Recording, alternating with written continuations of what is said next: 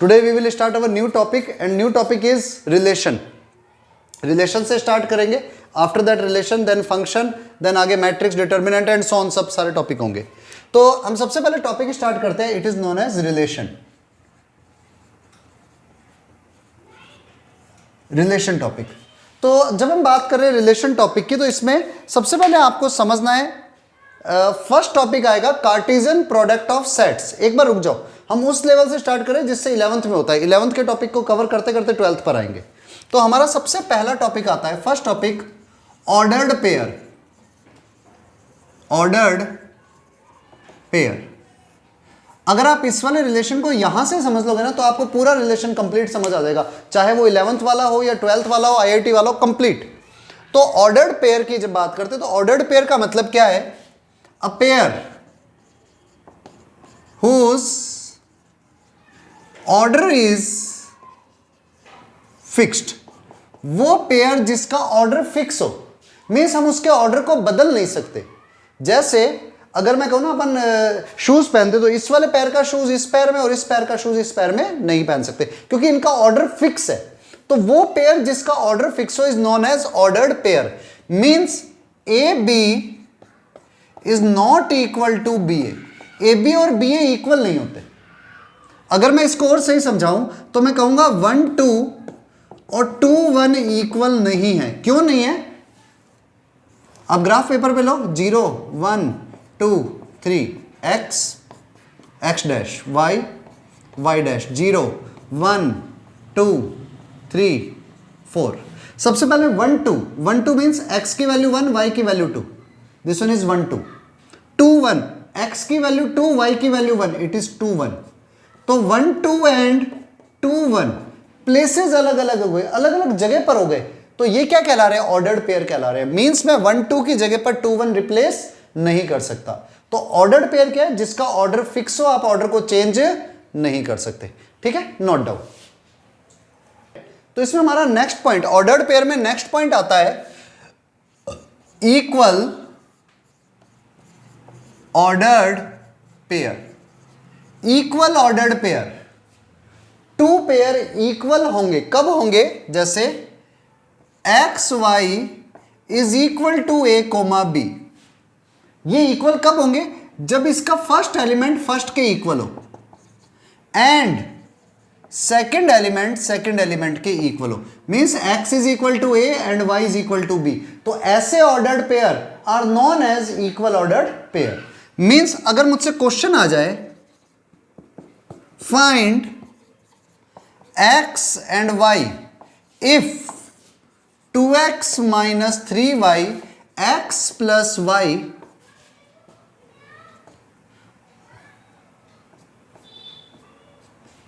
Sorry 1,3 है, तो मुझसे पूछे find the value of x and y। तो करना क्या है? 2x minus 3y equal to 1 and x plus y equal to 3। Clear? अब क्या करो, x और y की वैल्यू फाइंड कर लो इन दोनों से, solve it.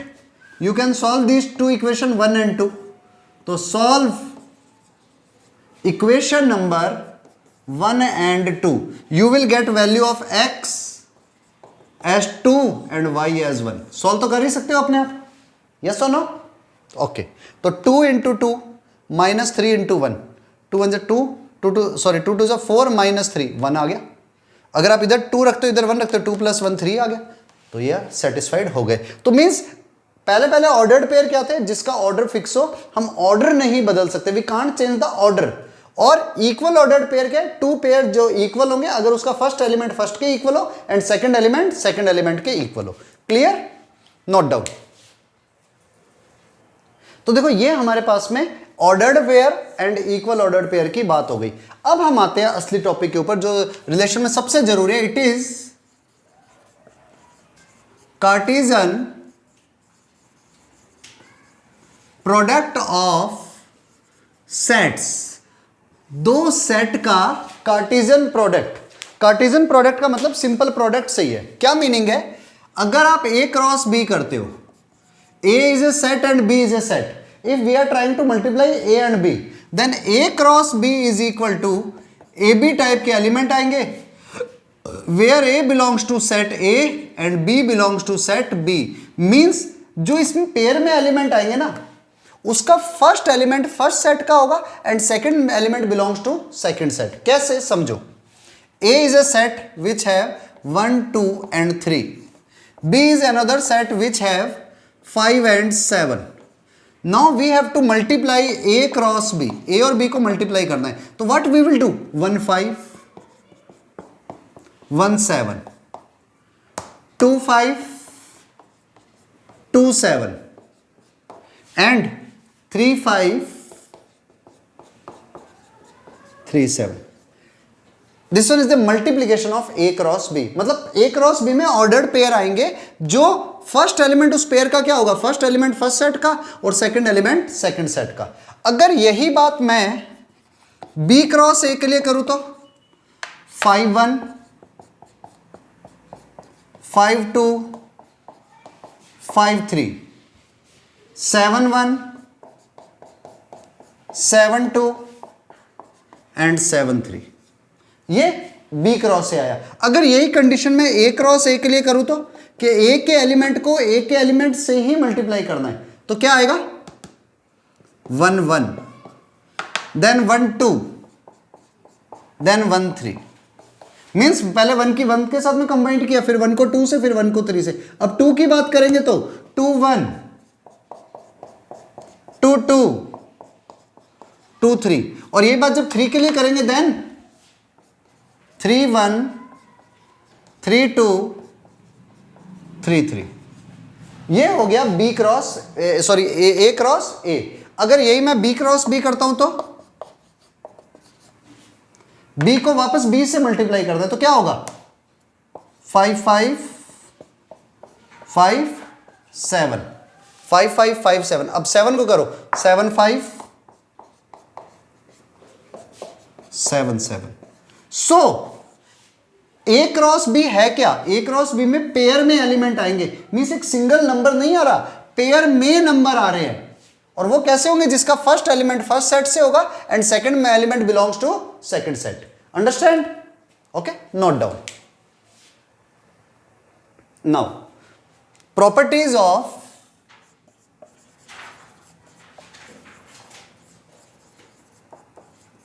Cartesian product. Cartesian product की प्रॉपर्टीज। फर्स्ट प्रॉपर्टी तो यह है कि A cross B and B cross A equal नहीं होते हैं। मींस अगर अभी इसको एग्जांपल से समझते हैं, ए सेट हमने लिया था 1 और 2 ले लेते हैं चलो, और बी सेट हमने ले लिया 3 4 एंड 6। अब मैंने ए क्रॉस बी निकाला, तो ए क्रॉस बी में कौन आया 1 3, 1 4, 1 6। पहले 1 को सबसे कंबाइंड किया, देन 2 3, 2 4, 2 6। अब यही बात जब बी क्रॉस ए की करता हूं तो बी क्रॉस ए में क्या आएगा 3 1, 3 2, 4 1, 4 2, 6 1 एंड 6 2। तो A cross B and B cross A are not equal. देख लो भले, इसमें 1 3 है, इसमें 1 3 है क्या। 2 सेट इक्वल कब होते हैं, जब उनके सारे एलिमेंट सेम हो जाए। यहां पर तो एलिमेंट डिफरेंट है, तो इसलिए ए क्रॉस बी और बी क्रॉस ए इक्वल नहीं होता। लेकिन ए क्रॉस बी और बी क्रॉस ए में नंबर ऑफ एलिमेंट सेम होंगे। देखो ए क्रॉस बी में कितने एलिमेंट है 1 2 3 4 5 6, और बी क्रॉस ए में भी 1 2 3 4 5 and 6। So A cross B और बी क्रॉस ए में नंबर ऑफ एलिमेंट सेम होंगे। एलिमेंट सारे सेम हो या ना हो कोई फर्क नहीं पड़ता। अब यही बात थर्ड प्रॉपर्टी आई, number of element in A cross B आप निकालना चाहते हो तो आप इसे ऐसे लिख सकते हो n A into n B. Number of element in A cross B मतलब n A into n B. इसमें सिर्फ 2 एलिमेंट है, इसमें 3 एलिमेंट है, तो 2 इंटू 3 6 एलिमेंट आ गए। आप देख लो भली, तो n A into n B में 6 एलिमेंट होंगे। मतलब ए क्रॉस बी में कितने एलिमेंट होंगे 6। ए क्रॉस बी में एलिमेंट्स कितने होंगे 6। अच्छा बी क्रॉस ए में भी कितने होंगे n B into n A, तब भी 6। क्लियर और नॉट? नाउ अगर मैं यही बात ऐसे करूं number 4 n A cross A, तो ये क्या आएगा n A into n A. यहां पे क्रॉस और डॉट से कंफ्यूज मत हो जाना, दोनों एक ही चीज है। N A into n A मतलब एन ए का स्क्वायर। मीन्स आप देखो अगर ए सेट में 2 एलिमेंट है तो सेट ए क्रॉस ए में कितने एलिमेंट आएंगे 2 इंटू 2 मतलब 4 element. N B into B में कितने एलिमेंट आएंगे 3 एलिमेंट इसमें, तो 3 इंटू 3 9। 100% समझ में आ गया होगा? यस और no Aman? Okay okay, note down. मैं इस पर पता है कैसे क्लास को ले रहा हूं, मतलब मैं तुम्हें लाइव पढ़ा रहा हूं ना, तो लाइव ही क्लास जाएगी। ऐसे नहीं कि अलग अलग रोक रोक करके पढ़ाएंगे, बस सिर्फ हाँ जब नोट करने का टाइम है उतनी देर स्टॉप करेंगे। अगर आपको परसेंटेज बनानी है आइदर 12th हो 11th हो या IIT में कहीं पर भी आपको स्कोरिंग करनी है, शॉर्ट नोट्स बनाना स्टार्ट कर दो। शॉर्ट नोट्स क्या हो गया कि पूरे चैप्टर को 1 सिंगल पेज में कन्वर्ट कर दो। 1 सिंगल पेज में क्या आ जाएगा, जैसे आपने रिलेशन टॉपिक कर रहे हो तो रिलेशन में क्या हुआ, सबसे पहले ऑर्डर्ड पेयर, सिर्फ हेडिंग डाल दो ऑर्डर्ड पेयर, वो बाद में अपने आप ऑरली रिवाइज करो। नेक्स्ट ऑर्डर्ड पेयर के बाद में equal pair, then Cartesian product of 2 set. अब वो लिखो मत, सिर्फ समझ लो कि जो जो प्रॉपर्टी है या तो वो लिख दो, क्योंकि इतना तो पता ही है मल्टीप्लाई कैसे करते हैं, उससे क्या चीजें आसान हो जाएगी। 4 प्रॉपर्टी अभी हमने कर दी। 5th प्रॉपर्टी देखो ए क्रॉस फाई करो या फिर फाई क्रॉस ए करो, मतलब एम्प्टी सेट के साथ किसी भी सेट की मल्टीप्लाई कर दो, हमेशा एम्प्टी सेट ही आएगा।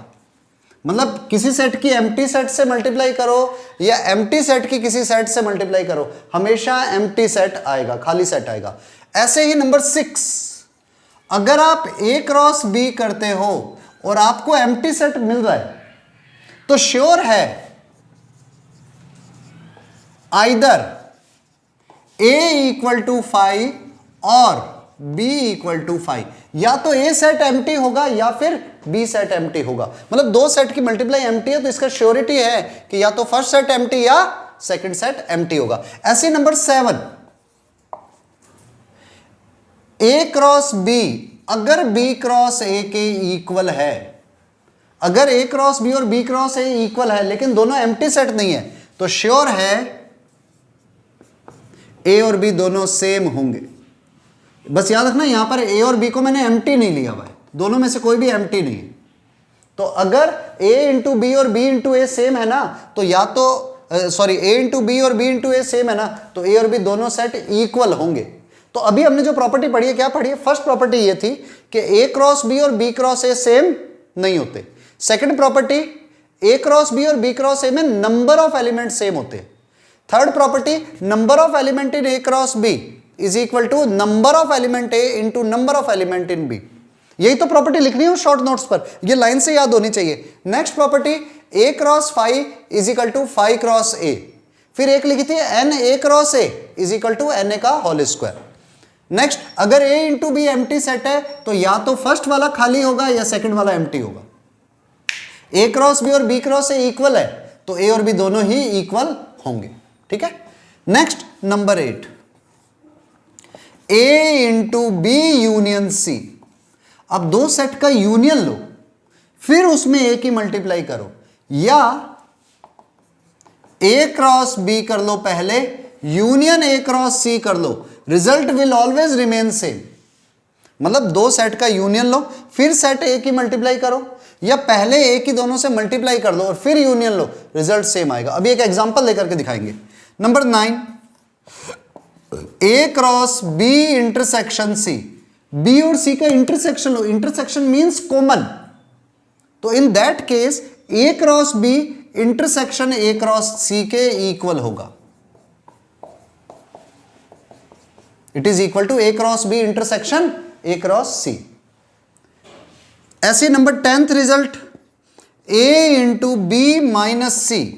बी में से सी को सब्ट्रैक्ट करो तो it is equal to A cross B minus A cross सी। अब इन सबके एक एग्जांपल ले लेते हैं, ऐसे और भी कुछ प्रॉपर्टीज आएंगी।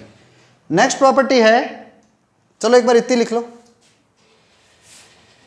चलो इसे के एग्जांपल से समझते हैं, हम इसके प्रूफ नहीं कर रहे क्योंकि ना तो 12th की क्लास में इसके प्रूफ आने वाले हैं, ना IIT के पेपर में इनके प्रूफ आने वाले हैं, सिर्फ समझने हैं। देखो हमने क्या करा, A, B और C 3 सेट ले लिए। A ले लिया मैंने 1 2, ओनली 1 2 ही ठीक है। B हमने लिया 3 4 7, C हमने ले लिया है 4 7 9, ठीक है। तो मैं प्रूव कर रहा हूं A cross B intersection C is equal to होगा A cross B intersection A cross C के। ये मुझे प्रूफ करना है, वेरीफाई करना है। प्रूफ करना अलग होगा, वेरीफाई अलग होगा। तो A cross B intersection C, A तो है 1 2 क्रॉस B और C का इंटरसेक्शन क्या है, कॉमन कौन है इसमें, 4 and 7। सो मल्टीप्लाई करो, व्हाट विल कम, 1 4 1 7 2 4 2 7, ठीक है। ये आया A cross B intersection C। अब यहां पर A क्रॉस B फाइंड करते हैं, तो 1 2 की 3 4 7 से मल्टीप्लाई कर दिए, 1 3 1 4 1 7 2 3 2 4 2 7, ये आया है A क्रॉस B। इंटरसेक्शन लेना है मुझे किससे, A क्रॉस C से। तो A क्रॉस C क्या होगा, 1 4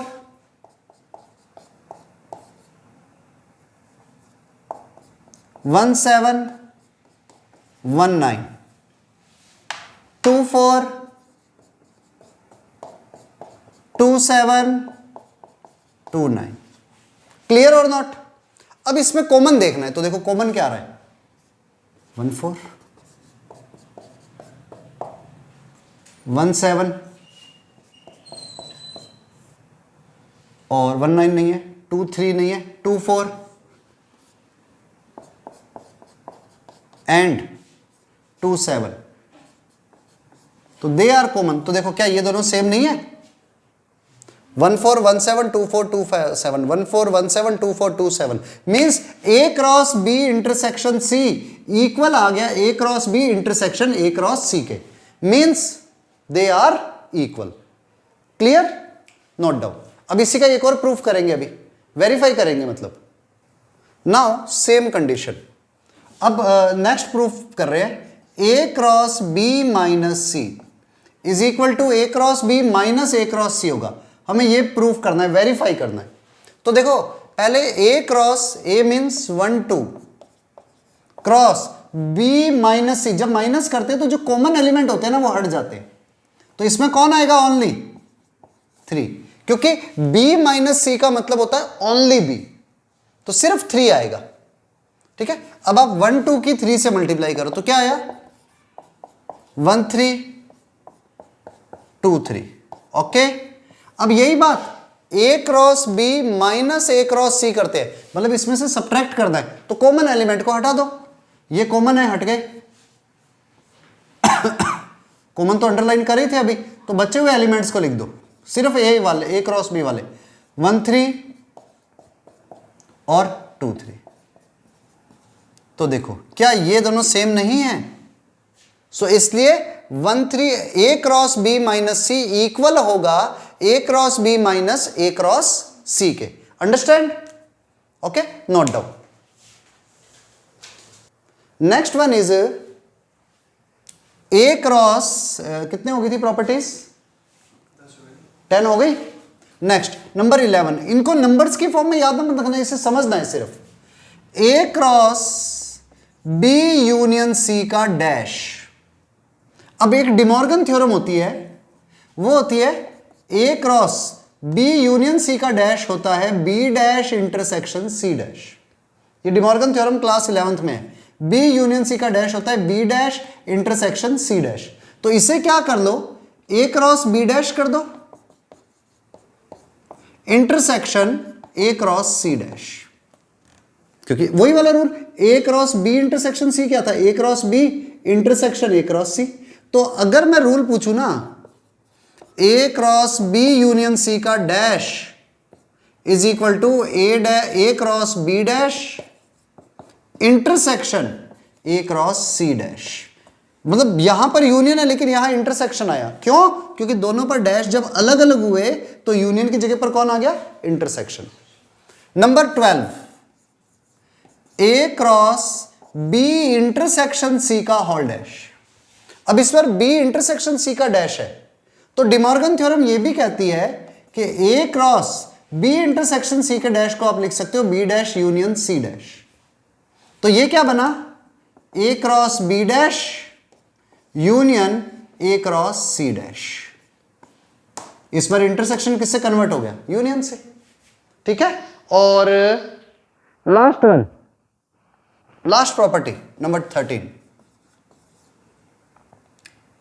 if A and B have n elements common,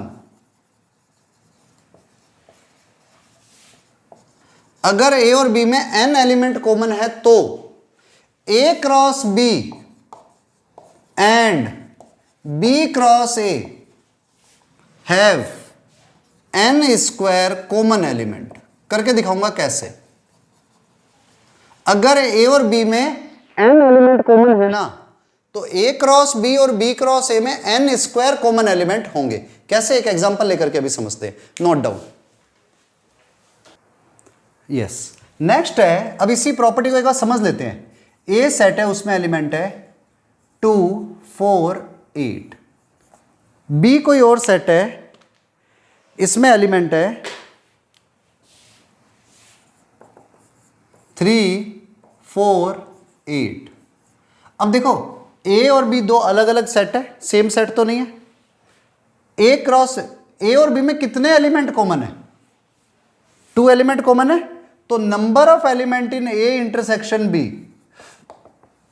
2 है, मतलब दोनों के कॉमन 2 एलिमेंट है।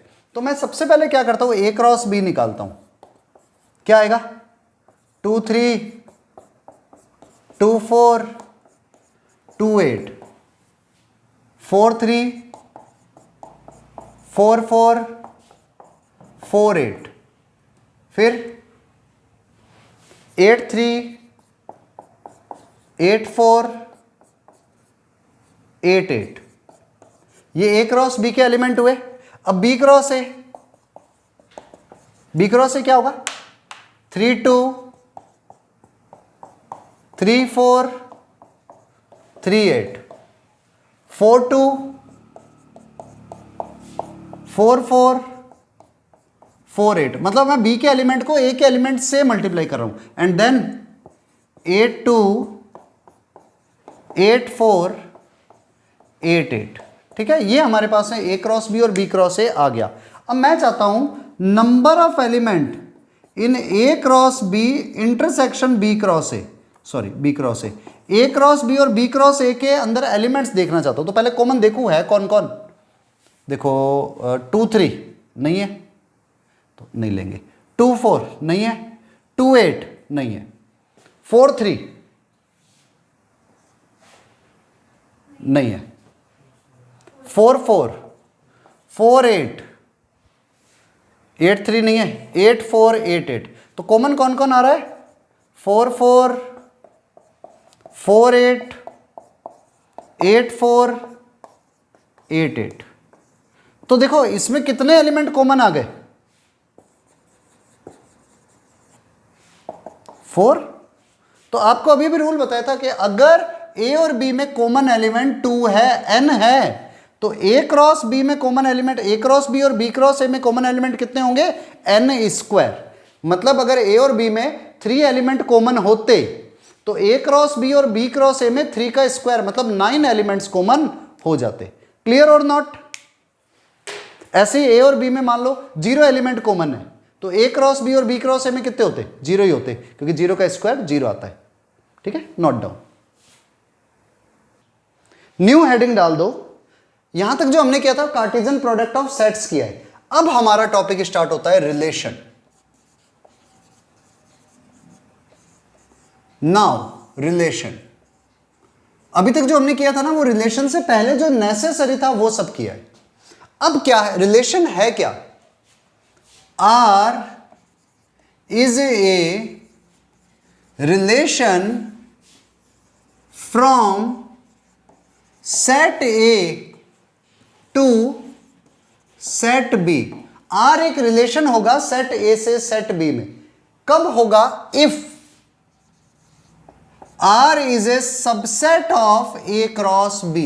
अगर R A इंटू B का सबसेट हो जाए, मीन्स R सेट A से सेट B में रिलेशन होगा। कब होगा? अगर R A क्रॉस B का सबसेट हो जाए तो। Means R is a subset of A cross B।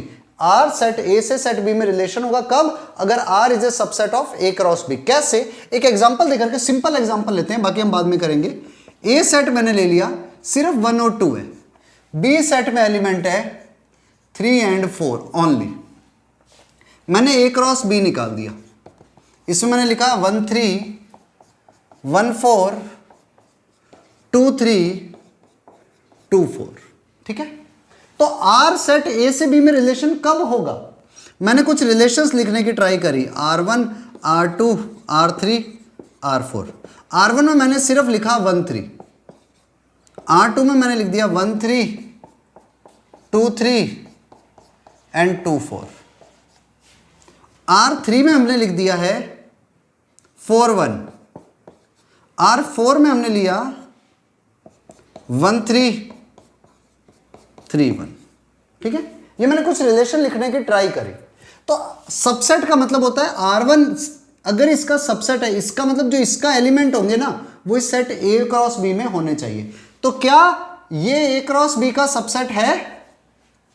क्या ये जो एलिमेंट है 1 3 वो A क्रॉस B में है? तो यस, इसका मतलब R1 is a subset of A cross B, यानी कि R1 is a relation from A to B। तो R1 A से B में रिलेशन होगा। क्यों रिलेशन होगा? क्योंकि R1 के एलिमेंट A क्रॉस B के एलिमेंट के अंदर है। ऐसे R2 में कौन आ रहा है? 1 3 इस सेट में है, 2 3 इस सेट में है, 2 4 इस सेट में है। तो ये भी A क्रॉस B का सबसेट है, इसलिए ये भी एक रिलेशन होगा A से B में। अब इधर देखा 4 1, क्या A क्रॉस B में है? नहीं, तो 4 1 is not an element of A cross B। A cross B का सबसेट नहीं है, इसलिए ये एक रिलेशन नहीं होगा A से B में। ऐसे ही R4 1 3 इसमें है, 3 1 है क्या यहां पर? नहीं है, तो इसलिए ये भी A क्रॉस B का सबसेट नहीं है, तो ये भी A से B में रिलेशन नहीं होगा। तो रिलेशन होने का मतलब क्या है? सीधे शब्दों में अगर और सिंपल लैंग्वेज में कहे ना, सेट A के एलिमेंट B के एलिमेंट से कनेक्ट हो रहे हैं। If element of set A connected with elements of set B, then it is a relation from set A to set B। Clear? Note down.